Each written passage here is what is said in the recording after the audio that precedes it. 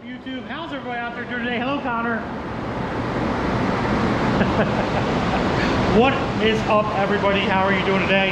This is going to be the second video, probably the final video, on the 2023 ZL1 Camaro here at Gentek Performance in Reading, Pennsylvania. Let's get up here. We now have a party pulley on this sucker, 80 millimeters. So we should be seeing some more boosty boost. What do you think, buddy? More boost. Oh, we're gonna show you a little secret thing here real quick. Yeah, a little sneak peek of what's going to happen over here.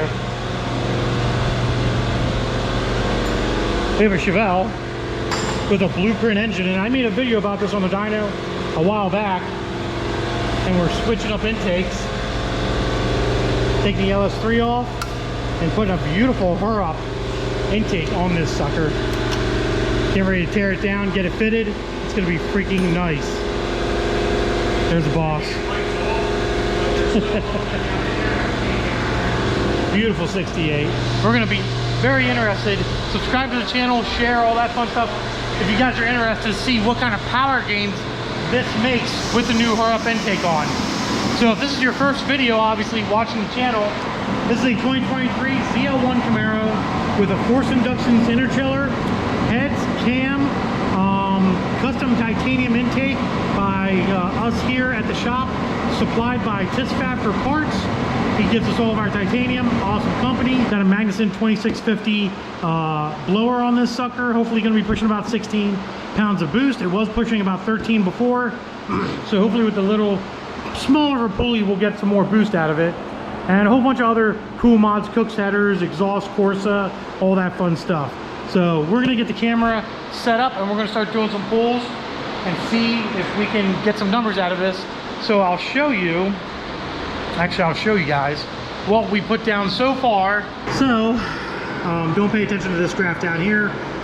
Air fuel was looking pretty decent, made 800, 734, and it also made 808 and 722, running a little lean, so we had to richen it up a bit, and it actually made more torque and 8 less horsepower. That's on a hot engine setup, by the way, guys. We're actually going to get this boost to read, hopefully. I want to get that to read, that way customers can see if they're making boost, what they're making boost at, and all that fun stuff. And this thing is wanting to make power up here in the 7,000 RPM range, but with all this new boost coming in, it might not make power that high. So we'll have to see what happens, guys. We'll have to see what happens. So let's get everything kind of set up and ready to go. Hopefully we can read boost and make a pass, see what happens.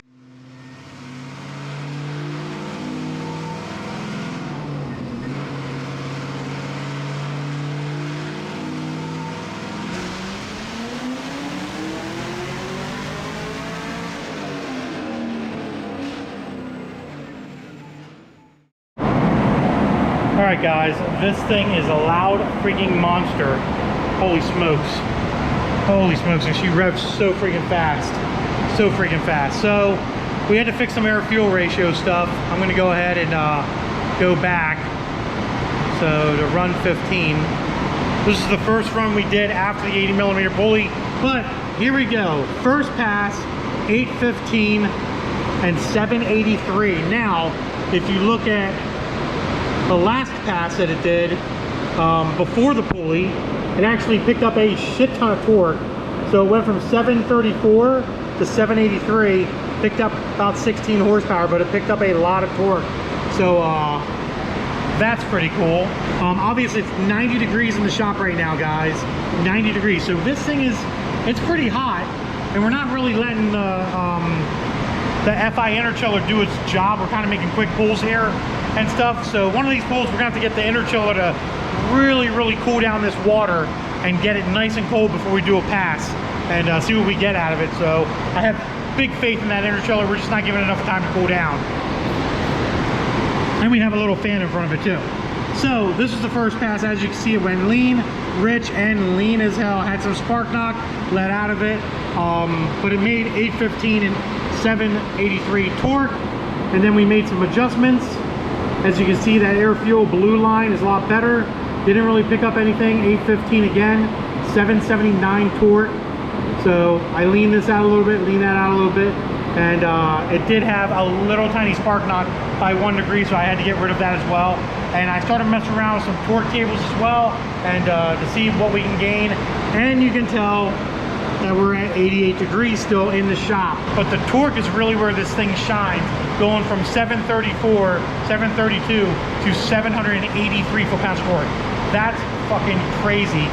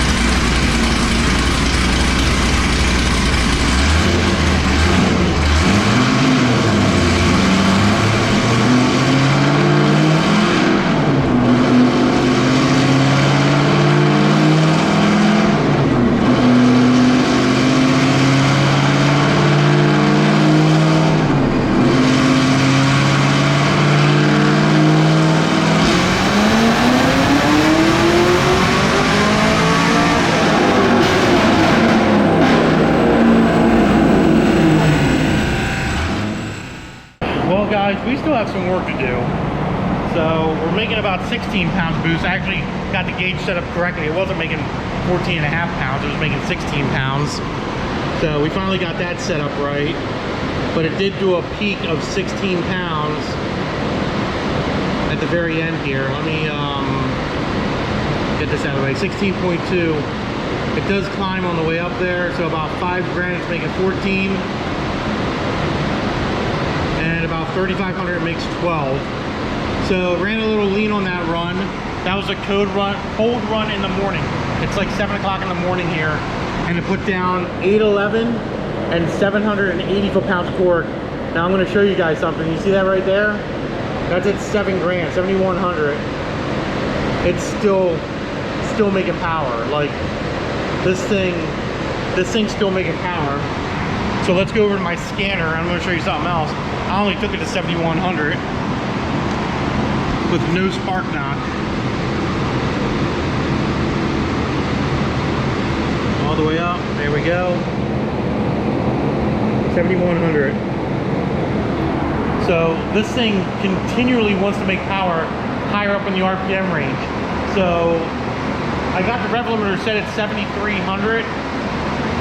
I'm be honest with you, I'm a little leery about taking it that even to 7,500 to see if it noses over or not. But we might have to do that. This might just want to make power that high. I don't know. It's kind of sketchy, I'm not gonna lie, guys. But we're gonna keep going, see what we can do here.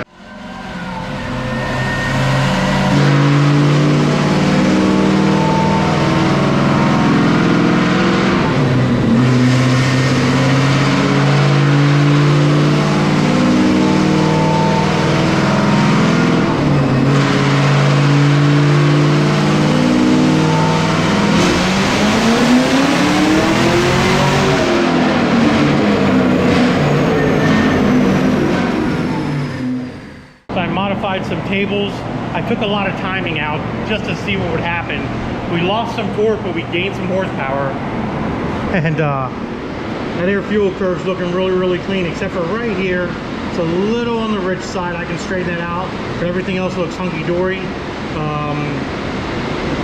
Made power 828 horsepower at 6,800 RPM, 766. So we lost 20 foot-pounds of torque from the timing change. And that was 16 pounds of boost. Where's 18 at? There's 18 where it was running a little lean. So it gained a half a pound of boost and brought the horsepower up a little bit more. But we lost 15 foot-pounds of torque because of the timing. So I'm gonna continue to mess with this thing. I might start adding timing into it. Air fuel is looking perfect. No point in being a dead horse, to be honest with you guys. Let's get that graph back up. No point in being a dead horse, honestly. I mean, this air fuel gauge, that's not gonna get really much better. I mean, this is perfect up at the top end, perfect. And it's doing some stuff, but I think it needs some timing right here in this area. So right about 5 grand, it needs a little bit of timing. And I think that'll bring bring it up a little bit smoother, make that graph a little bit smoother. We're gonna mess around a little bit more, probably only gonna do like maybe 1 or 2 more pulls. And the temperature outside right now is 83 degrees, or inside the shop, 83 degrees. So it shows you temperature makes a huge difference, guys, a huge difference here. Let's just keep rolling. Watch some good footage of this loud ass beast making noise.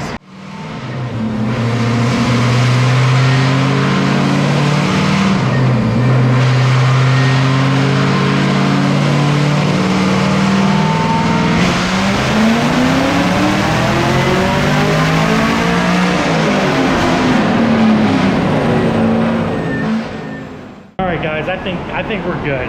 I think we're good. I'm happy. I got a little bit of things to straighten out here, but she made a ½ pound more on the dyno. She carried the 7,300 RPM, and she made 850 horsepower at the wheels, 767 foot-pounds of torque at the wheels at 4,300. There's the graph. As you can see, I straightened out that little shit right there with some spark timing. Let's just pull that graph up. There we go. She likes RPM. Whew. Little rich there, that's okay. Perfect there, 13.1. Probably riching her up just a hair. Oh, 13.1. So she definitely likes RPM. 73, almost 7,400 RPM, guys. That is freaking crazy. 850 horsepower, 767 foot-pounds of torque. I think, like I said, 17.1 pounds of boost. I think we're done. I'm gonna mess around with a few little things on the side here and make sure she's safe. Right now in the diner room, it's 84 degrees.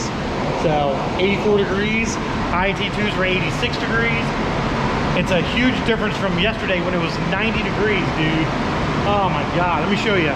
90 degrees yesterday. Nah, hold on.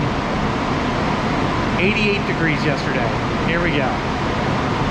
So run 17 was 793, 789 torque. All right, air fuel looking pretty decent. And this is today's run. Air fuel still looking pretty decent. Can't complain. And look how much more it's gained just by temperature. Just by temperature, guys. So temperature and pressure and humidity all makes a huge difference. And yesterday it was making 16.5 pounds of boost yesterday. So it made a huge difference, guys. But I think that's it, guys. 850, I think we're gonna leave it at that. That's more than safe. I'm not gonna argue with it. I think that's more than safe. But other than that, guys, if you need any dyno work done or a 1,000 horsepower ZL1 going for you, come see us over here at Gentek Performance. Link in the description below. Don't forget to subscribe, Instagram, Diablo Formula Racing, and share, like, thumbs up, all that fun stuff. Yeah, I'm stoked. 850, I can't say bad things about 850. I was a little scared at first. I was like, man, is this thing gonna make some power or not? And it actually came through. And we made some freaking power, guys. So on the street, it's probably gonna make like 17.5 pounds of boost on a good day, on a cool day. So it's definitely gonna make 900 on the street all day long, guys. But man, I'm happy. I'm happy, guys. I'm happy. Yeah, all right, cool. Deuces.